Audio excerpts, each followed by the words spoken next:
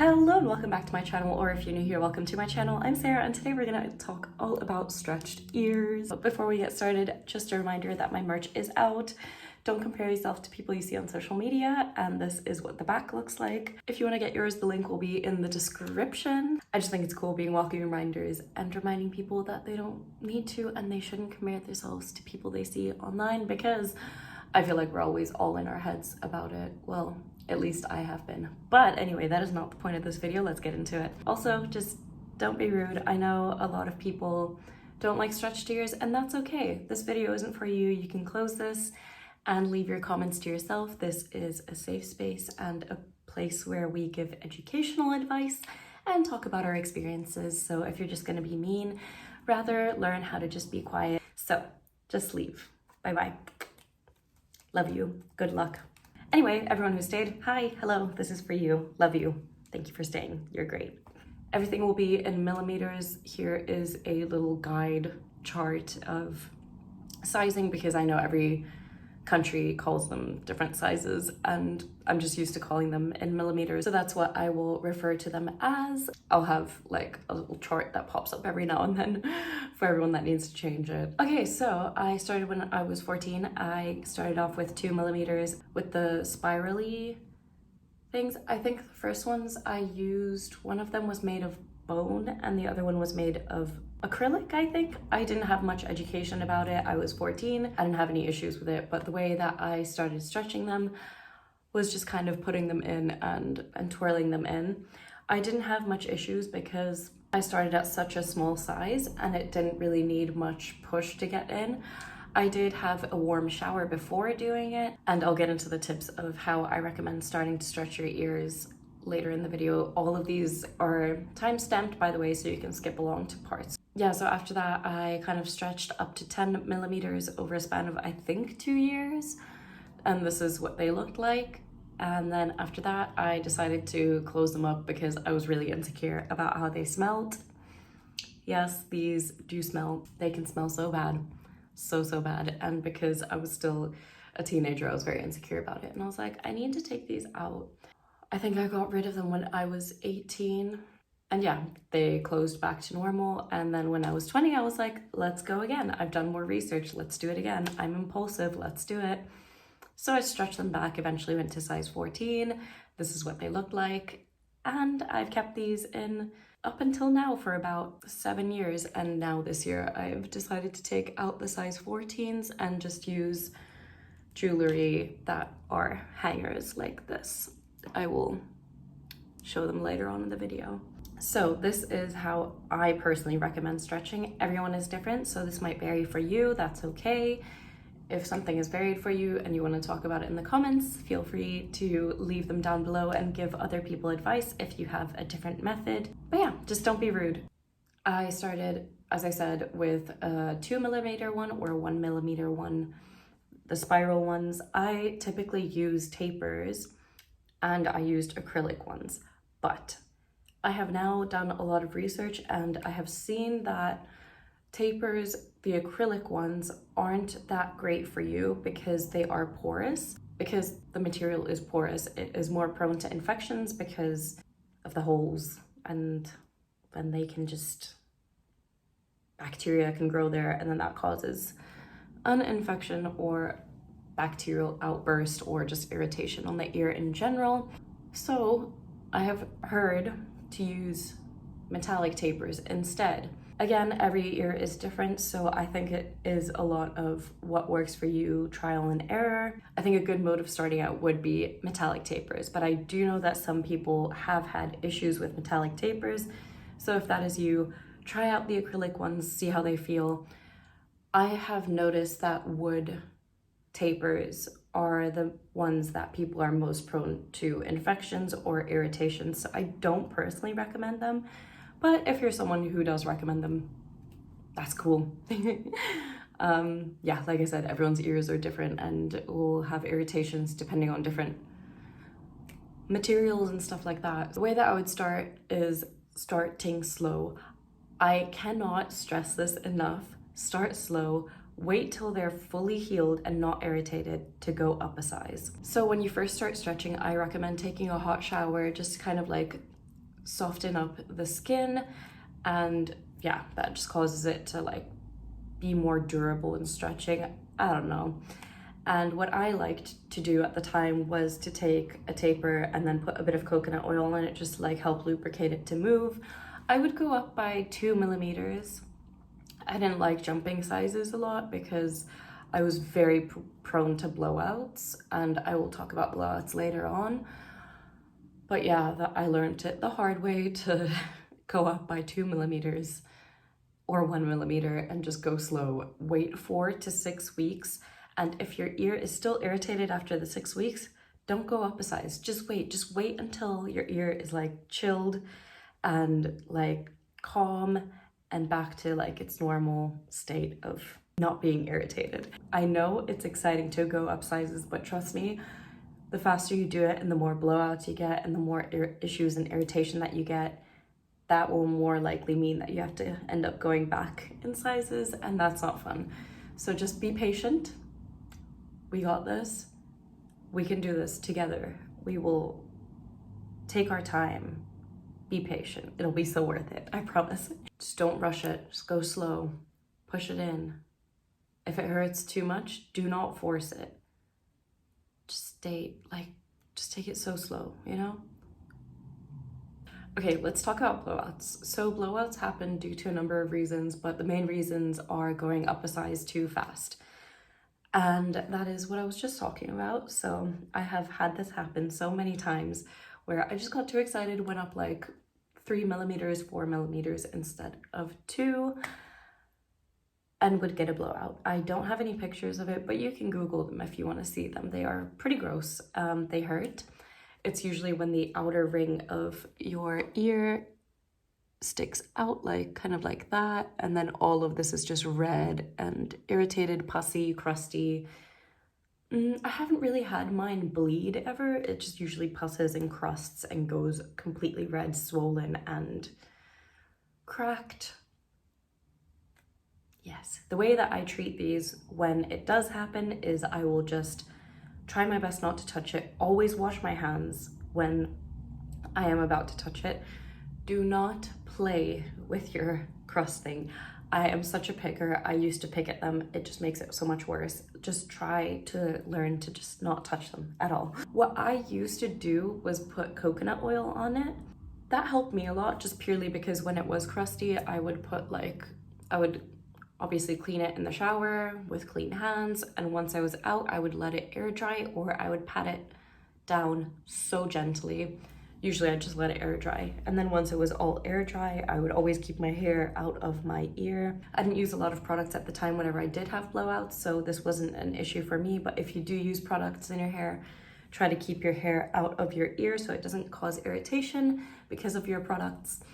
And then yes, once your ear is dry, take a tiny bit of coconut oil and massage it, again, with clean hands, massage it onto the blowout.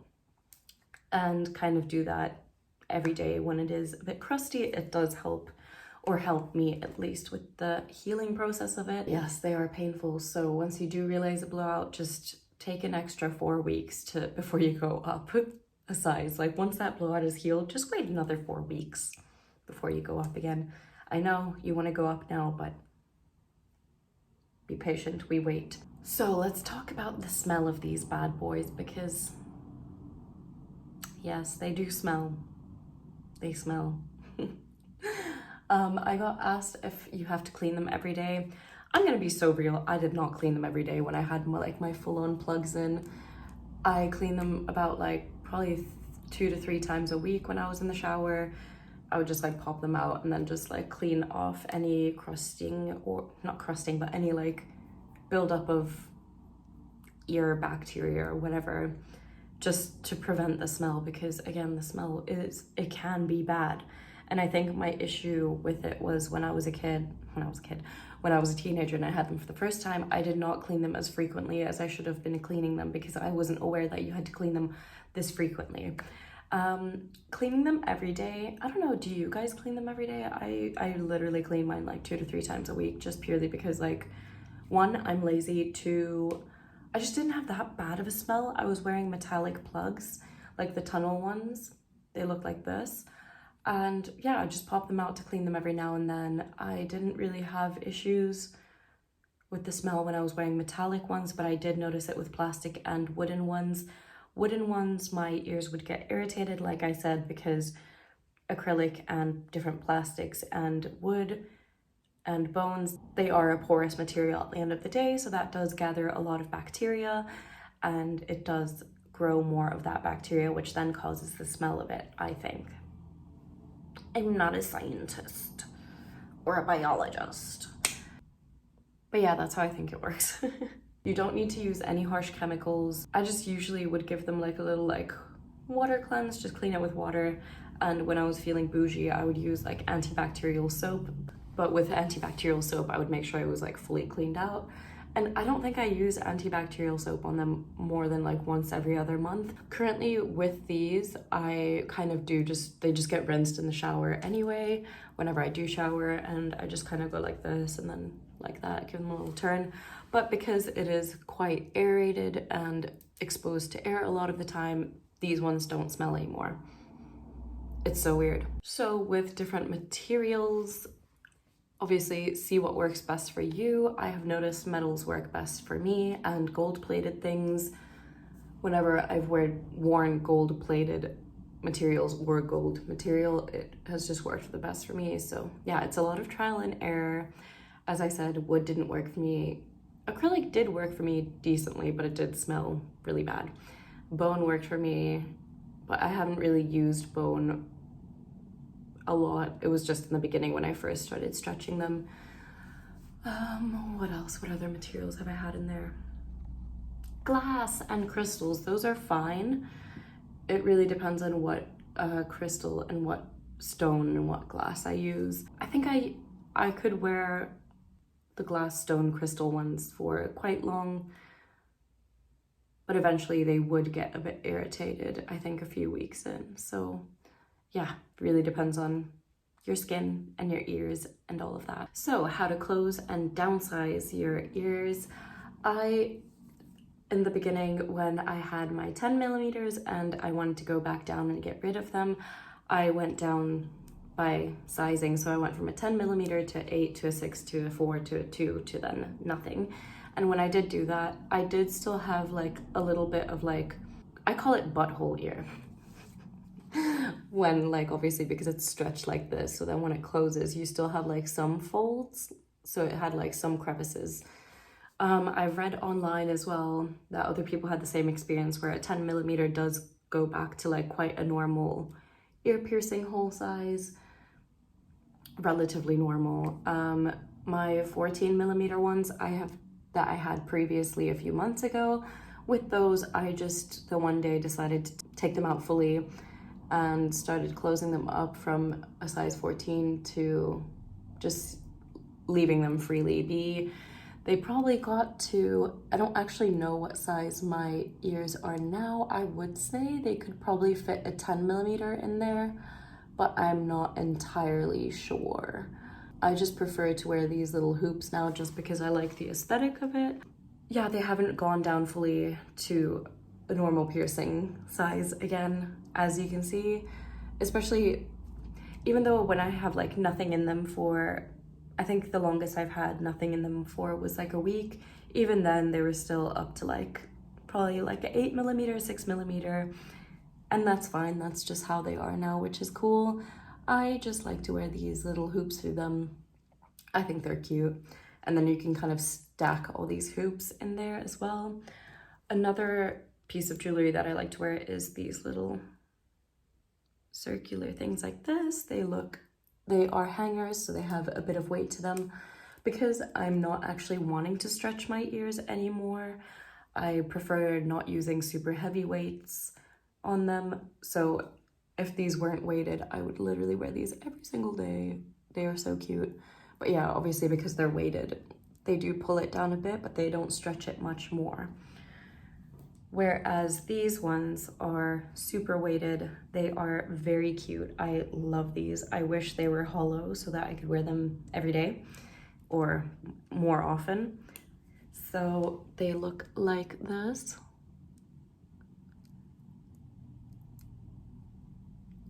I think these are about a 4 or a 6 millimeter in thickness.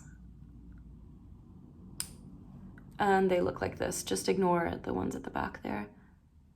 You know what? Maybe my ear is like an 8. Anyway, this is what they look like on. Because they are weighted, it does stretch them out a bit more throughout the day. They are quite heavy. So I personally, like, I love the aesthetic of these. Like, I think they're so cute, but I just don't like how heavy they are because I'm not trying to stretch out my ears anymore. I'm trying to like kind of like not really close them up, but like be small enough. Oopsie. Be small enough to wear this type of jewelry without it being super stretched, if that makes sense. Just purely because I know eventually throughout life I will be like, oh, I want to stretch my ears again, because I'm so indecisive. So this is kind of like the best scenario for like best of both worlds vibes. Let me know if you would like a whole jewelry tour. I personally think a really cool collection of jewelry for my stretched ears, so let me know. Also, I call them stretched ears, but some people call them gauges, gauges. What do you guys call them? Because like so many different words for them, but I like calling them stretched ears because that's what they are to me. In my head, I'm like, yeah, I got stretched ears. If you want to get your ears fully closed, like if I, for example, wanted to close this up fully, I would have to get like this little surgery incision thing where they would basically cut lobe and then stitch it back up, and eventually over time it would heal back to like looking like a little piercing. I've seen lots of people get it done. I personally don't think I will ever get it done. I will just kind of leave them be because one, I'm lazy, I'm indecisive, and I might want to just re-stretch them out again, and then having to go through all that, I don't think my lobes would love that. So yeah, that's kind of why I've just resorted to using hoops like this, so I can get the best of both worlds. And whenever I do want to wear like studs, I'll just put it in my second piercing hole. Another question that I do remember I did get asked was, did it ever affect my second piercing and the positioning of it? No, it didn't.